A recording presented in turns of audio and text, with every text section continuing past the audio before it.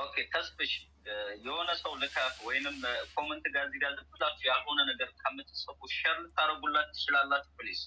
ይህን ጉዳይ ለምንድን መሄድ ስላለብን ይህንን ነገር ዝም ብላችሁ በስድብ ምናምን ከመግለጽ የልጅቷ ሀቅ እንዲወጣላት ነው የተፈለገው። የልጅቷ ሀቅ ወጥቷል። አሁን ደግሞ የልጅቷ ገንዘብ ማግኘት ስላለባት ፕሊዝ።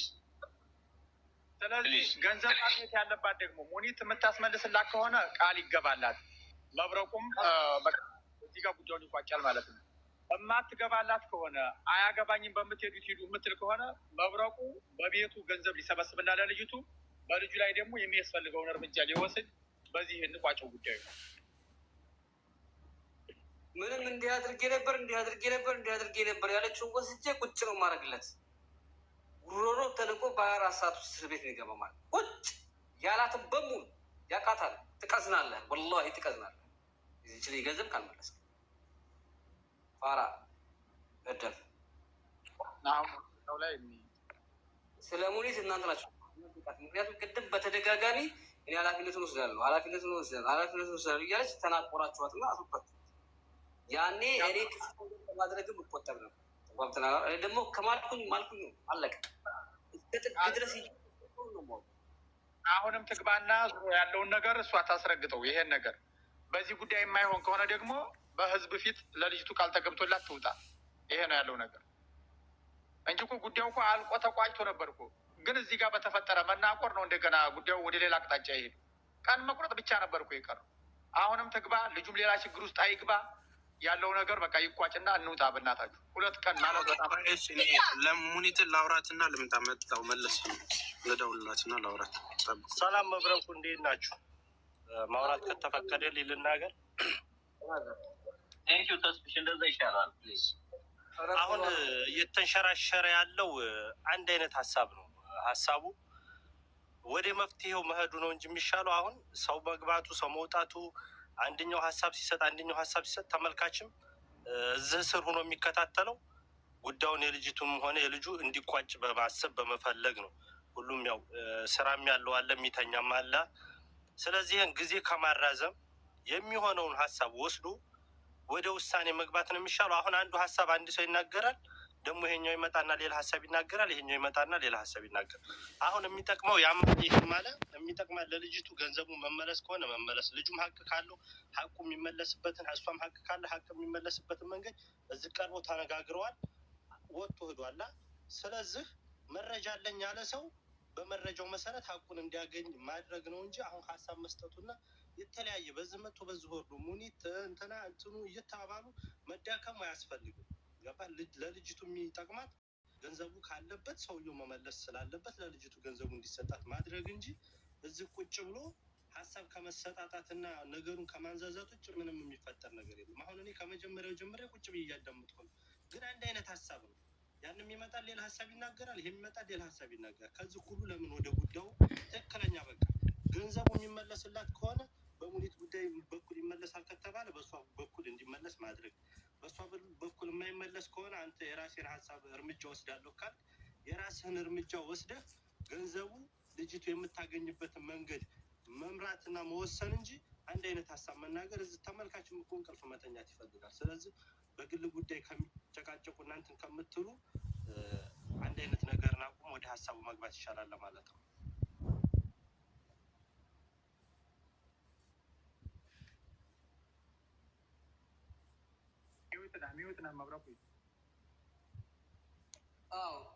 ፎሎ አድርጓት። ቻሌንጅ የሰጠችልሽ 2000 ሰዎች 1000 ሰዎች ቢያንስ ፎሎ አድርጓት። እኔ ያለኝ አቋም ተናግሬያለሁ። ሁሌም ቢሆን ከመናገር በፊት እኔ ውሳኔን በውስጥ ቀስ ብዬ ነው የምወስነው። በመካከል ገኒም ሰውን ሳትጎዳ ገንዘቧን የሚያሰጣት ሰው ካለ አላመጣውም፣ ችግር የለብኝም፣ ዝም ነው የምለው። ነገር ግን ገኒ ገንዘቧን ማግኘት አለባት ከተባለ ደግሞ በእኔ በኩል ከሆነ ሰብስቤ ነው የምሰጣት። በአንድ ቀን ሰብስቤ እሰጣታለሁ። ከዛ በኋላ 8000 ድርሃሙን እሱ ላይ ሂሳብ አወራርዳለሁ። እሱን የማደርገው ደግሞ በምን እንደሆነ ነግራችኋለሁ። ሌላ ከሄድ ይሄ ነው። ተጓብተናል። እሱ ለበላው ገንዘብ ሰብስቤ ስከፍል፣ ቅድም ደግሞ እናታቸውን ብሎ እናቶቻችንን ለሰደበው ለናቀንና ላንጓጠጠን ዋጋ ይከፍላል። ላጭበረበረው፣ በዛ ላይ ደግሞ ከዚህ በፊትም ለሰራው ስራ ነው ማስከፍለው። በነገራችሁ ላይ ከዚህ በፊትም ለሰራው ስራ ሙሉ ዶክመንቱን አስረክብለታለሁ። ሽጉጥ መተኮስ አይጠበቅብኝም።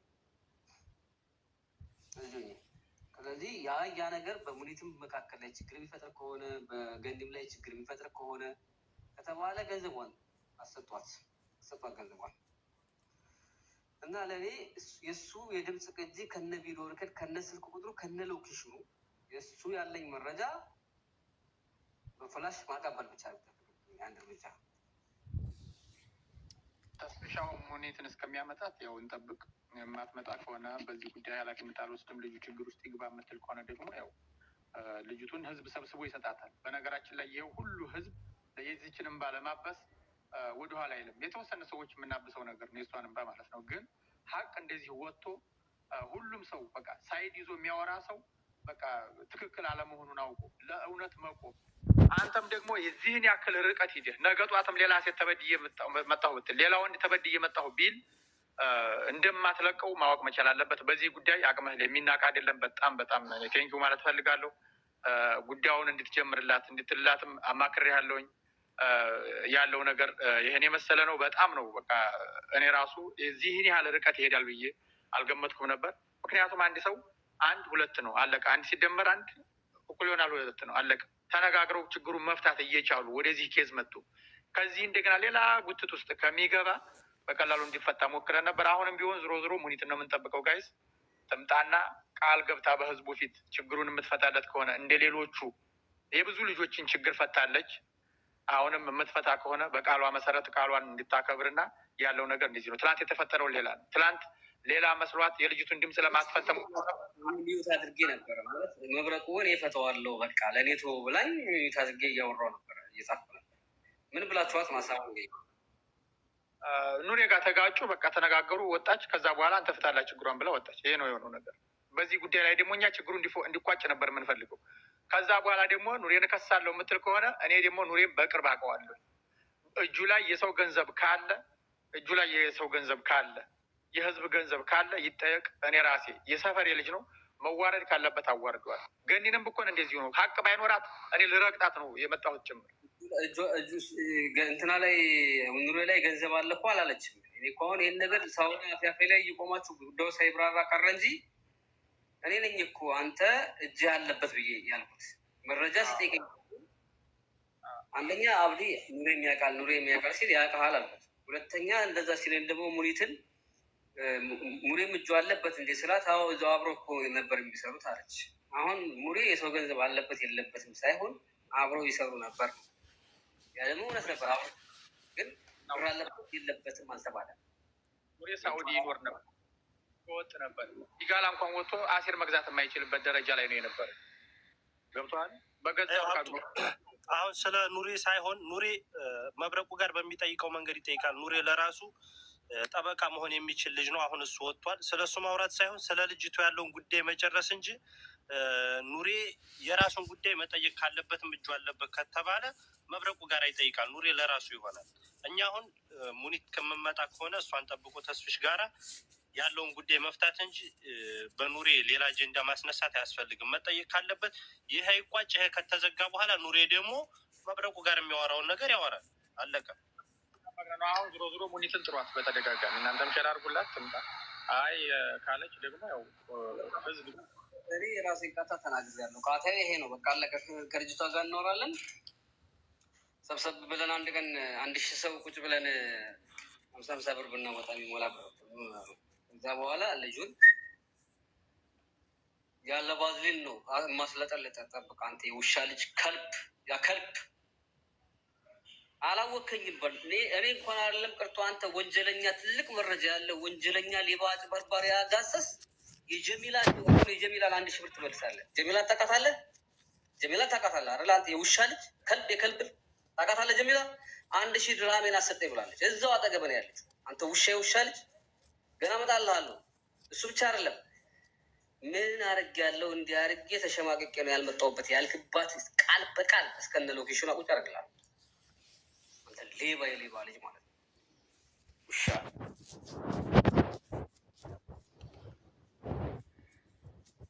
እኛ እንደዚህ እንደ ሀያረኛ እዛ እንዳብረህ እንዳደግከው ሰው አይደለም።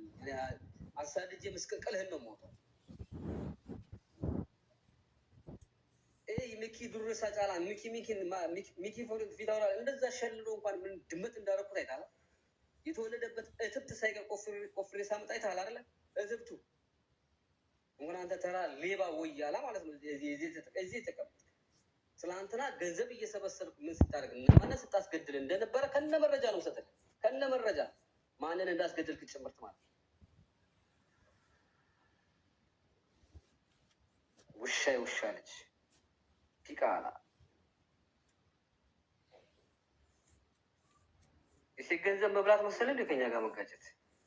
አሁን ቅዳሜ የዛኛው ቅዳሜ ቪዲዮ ተሰርቶ አራት አለኝ የምትይው ድርሃም እስኪሞላ ይሰበሰብና ያችን ቃል ካልፈጸምኳት እውነትም እኔ አይደለሁም ማለት ነው። ተስፍሽ መጥቷል። እሺ መብረቁ አስገቡ። በቃ ተስፍሽን ሳቆ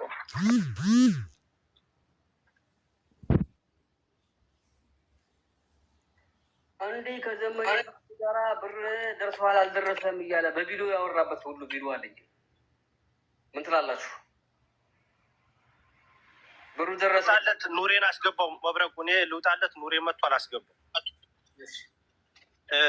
ቆይ ሙኒትን አስገባት። አንድ ጊዜ ያለውን ነገር መስመር እናስይዘውና ቆይ አንድ ጊዜ ሁለቱም እዚህ ጋር ቁጭ ብለው እንትን መሆን ስለሌለበት ሙኒት ትግባና ሙኒት ከመጣሽ አበባ ላኪ። መስመሩን እናስይዘውና እንትን እንላለን። ልጅቷ ጉዳይ ከሆነ ስለ ልጅቷ ጉዳይ ያው አለቀ። ሰበርሶ ያለው ሙኒት ከመጣሽ አበባ ላኪና አስገባት ማለት። አሁንም ታርጌታችሁን አትርሱት። የገባንበት ነገር ልጅቷን ብር ማስመለስ ስለሆነ ያንን ነገር መስመር እናስይዘው አንድ ጊዜ። እሱ መስመር አስይዘው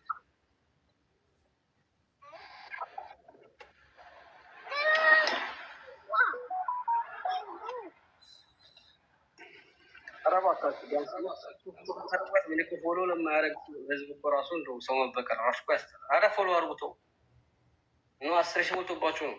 ፎሎ አድርጓት እስኪ ቢያንስ 2000 ትግባ። 2000 አስገቧት። ሙኒት ወጣች። ሙኒት አባስ ደስ ኖላ በድርሽ የለሽ ከተቻለ ሌሎቻችሁ ዝም በሉ። ቤቱን አንድ ጊዜ እኔ አንድ ላድርገው በተወሰነ ጊዜ መስመር እናስይዘው እና እንትን እንበል። እሺ ሚውት አድርጉላችሁም። እሺ ኑሬ ቴንክ ዩ።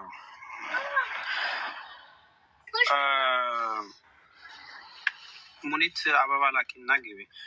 ምንድን ነው መሰላችሁ የምናደርገው? ዞሮ ዞሮ የገኒ ሀቋ ነው። በተግባባ ነው መሰረት ባለው ነገር የተፈጠረውን ነገር ከትላንት ጀምሮ አይተናል ሁላችንም። ሁላችንም እዚህ መቆም ያለብን ለእውነትና ለሀቅ ነው። ያንን ነገር ደግሞ የዚች ልጅ ብር በምንም መልኩ መመለስ አለበት።